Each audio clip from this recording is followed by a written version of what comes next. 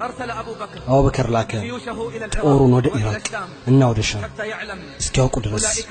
እነዚያ ካህዲያን ይህ ዲን ወንድ እንዳለው ለዚህ ሃይማኖት ወንድ አለው ድንበሩን የሚጠብቁ ግዛቱን የሚያስከብሩ ደም እንዳይፈስ ለቅድስና ይቆሙ የአላህ ባሪያ እስከ መቼ ነው እንቅልፍና መኝታ እስከ መቼ ነው ማንቀላፋታችን የሚቀጥለው በዝምታችን ምንዘልቅ እስከ ህመሙ ጥግ አሁን እያየን ያለነው እስከ መቼ ሊቀጥል ነው ከድልና ከአሸናፊነት መራቃችን ሰሃራ በሆነ መንገድ ላይ እየሄድኩ አንድ ትልቅ ማስታወቂያ አየሁ እላዩ ላይ የሚሶናውያን እርዳታ ድርጅት እንደሆነ ተጽፎበታል ከማስታወቂያው ስር ቀስት ያመለክታል إلى مسافة 15 كيلومتر ወደ ውስጥ ያስገባል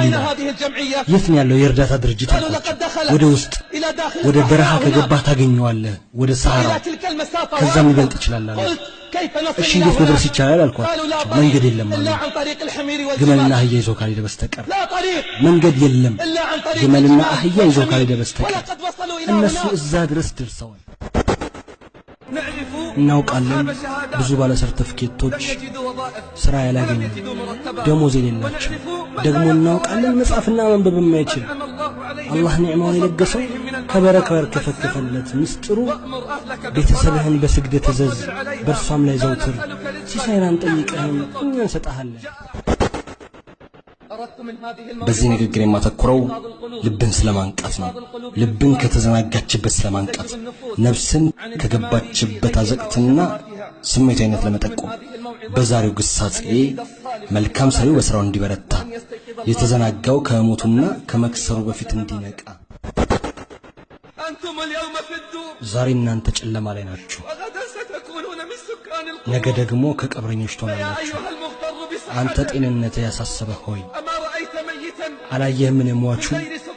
ወደማይመለስበት ሲሄድ አንተ ለሀብት ንብረት የምትጨነቅ አላየህም ያለ ምንም ነገር ወደ ሞት ሲሸኝ ወላሂ ቀብር ውስጥ ብቻህን ትገባለህ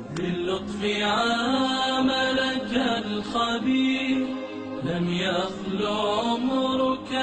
بالنذير أقبل فنور كتابه زاد إذا ضعف المسير